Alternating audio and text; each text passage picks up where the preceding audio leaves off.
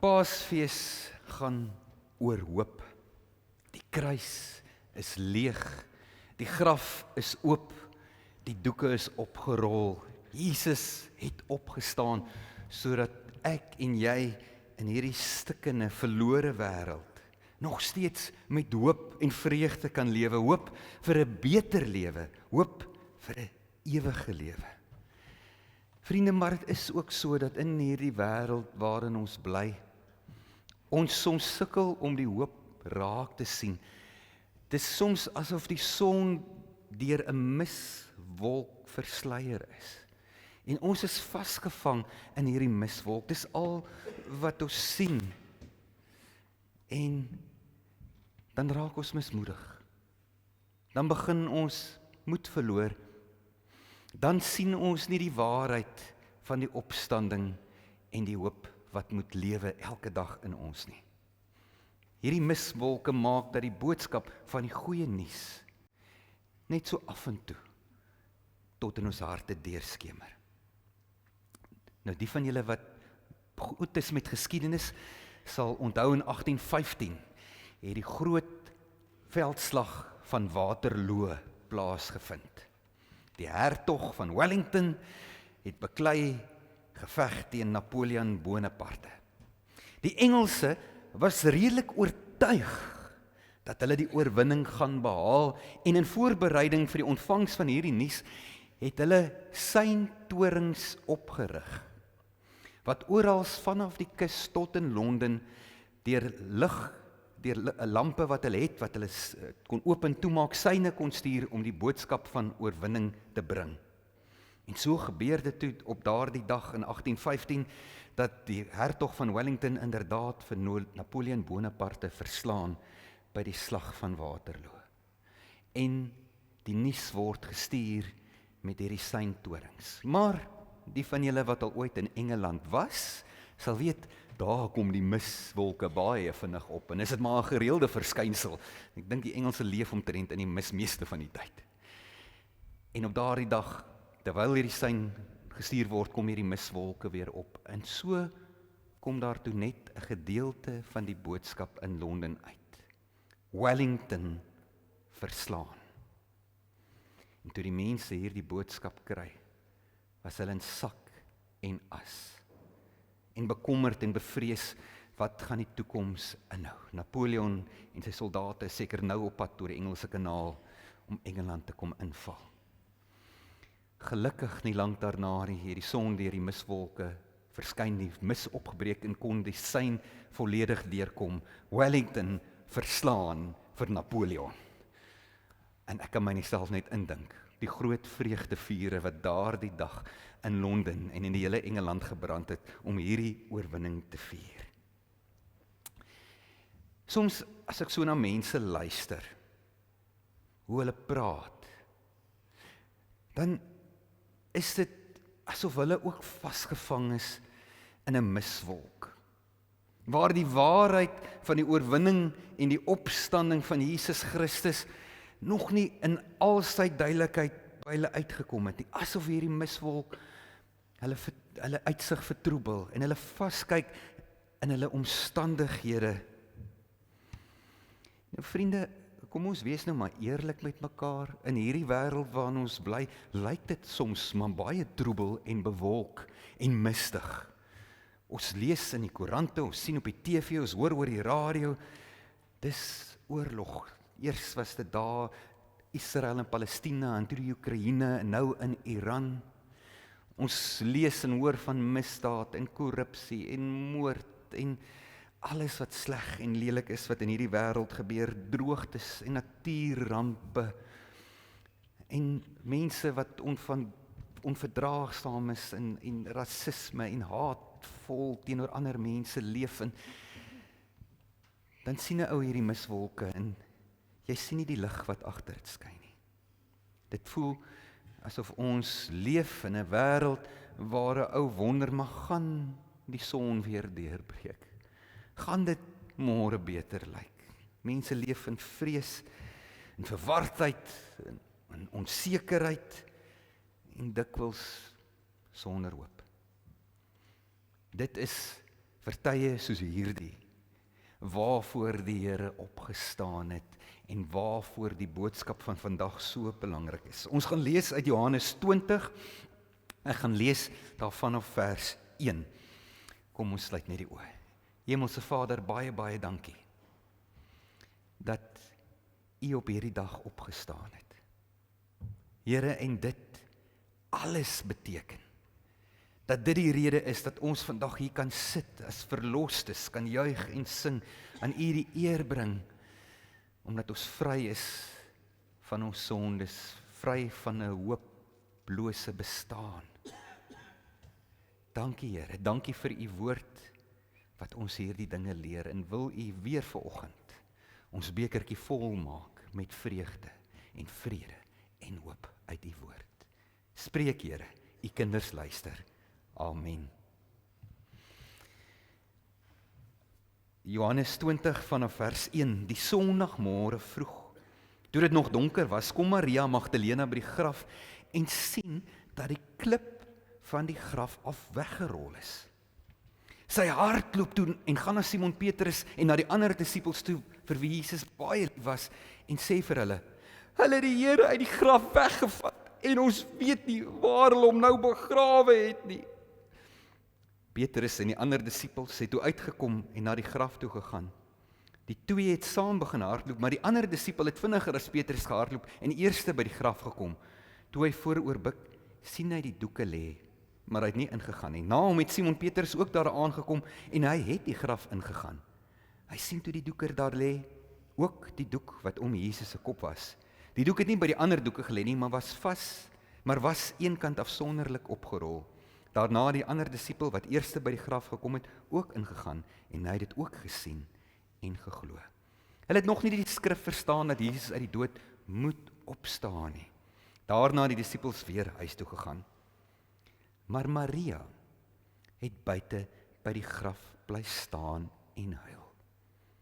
Terwyl sy huil, het sy vooroor gebuk om in die graf in te kyk.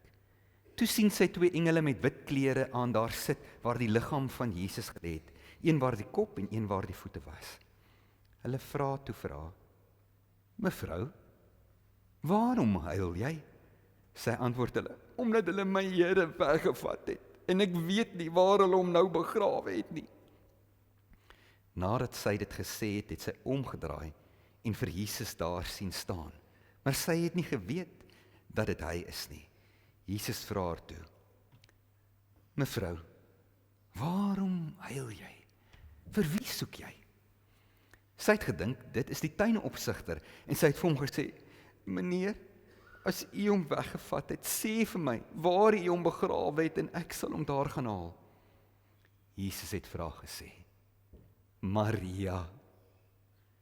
Sy draai toe na hom toe en sê in Hebreëus vir hom: "Rabboni," dit beteken leermeester. Jesus sê toe vir haar: "Moen my nie vashou nie, want ek het nog nie na die Vader toe opgevaar nie, maar gaan na my broers toe en sê vir hulle, ek vaar op na my Vader toe, wat ook julle Vader is, na my God, wat ook julle God is." Maria Magdalena toe vir die disippels dit gaan sê: "Ek het die Here gesien," en sy het dit ook vertel wat hy vir haar gesê het. Ons lees tot sover.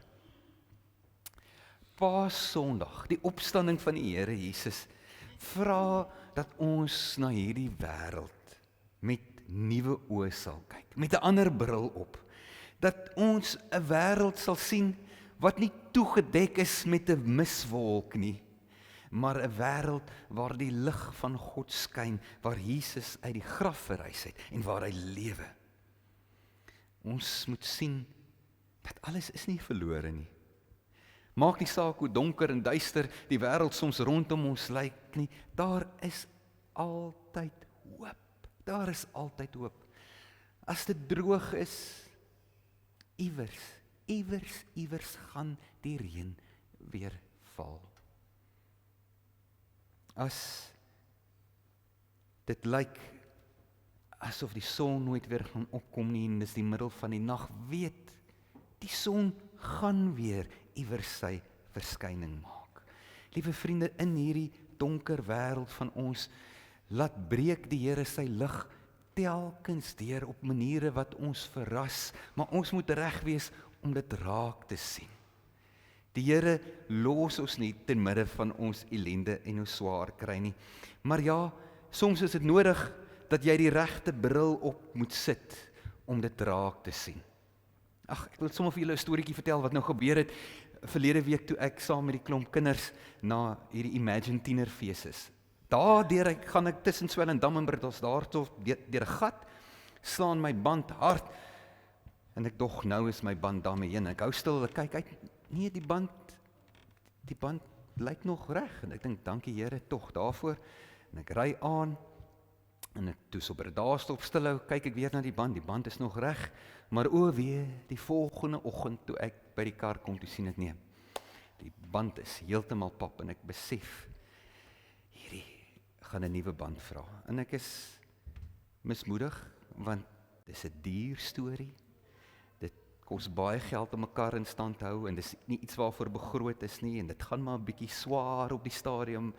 En ek dink dankie tog.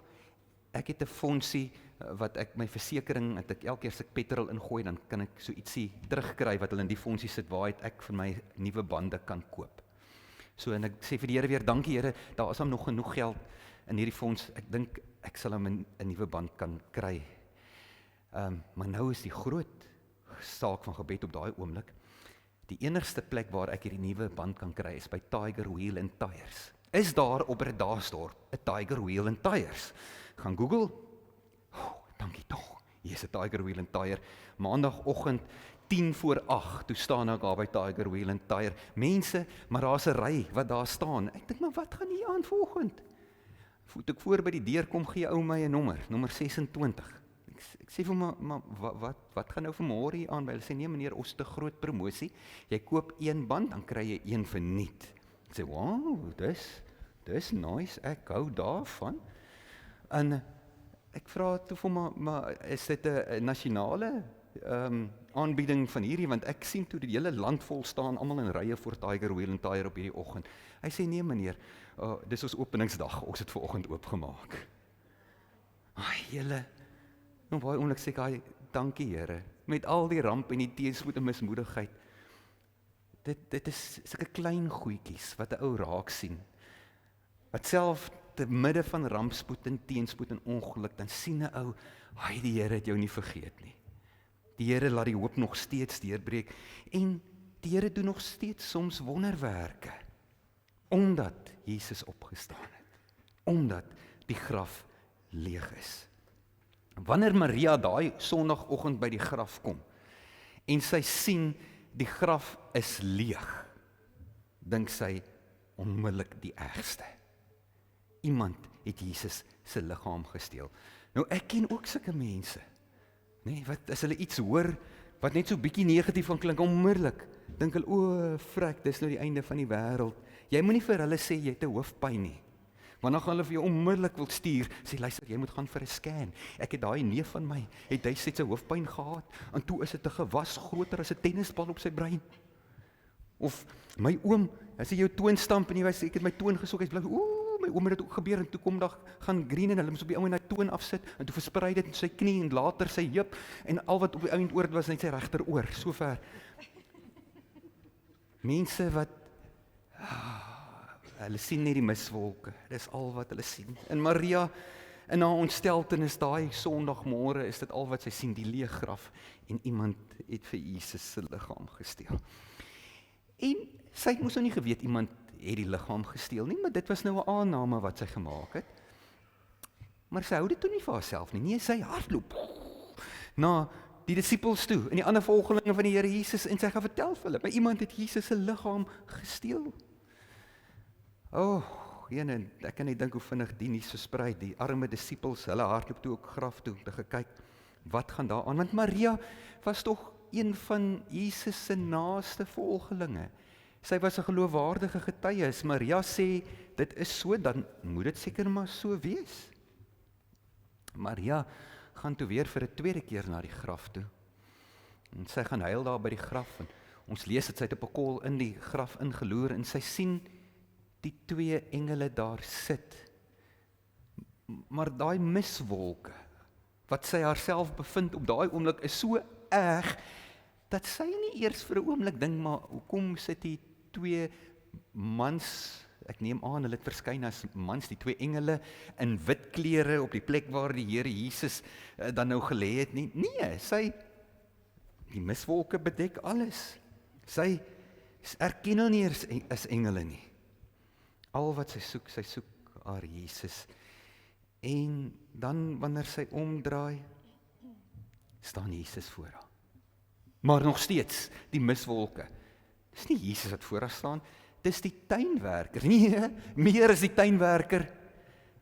Sy vra vir hom, as jy dalk die een is wat die liggaam gevat het, sy beskuldig hom, jy is een van die medepligtige. As jy medepligtig is aan die mense wat Jesus se liggaam hier kom steel het, sê vir my dit asseblief. Ek vergewe jou, ek wil net weet waar hy is, dat ek hom kan gaan haal.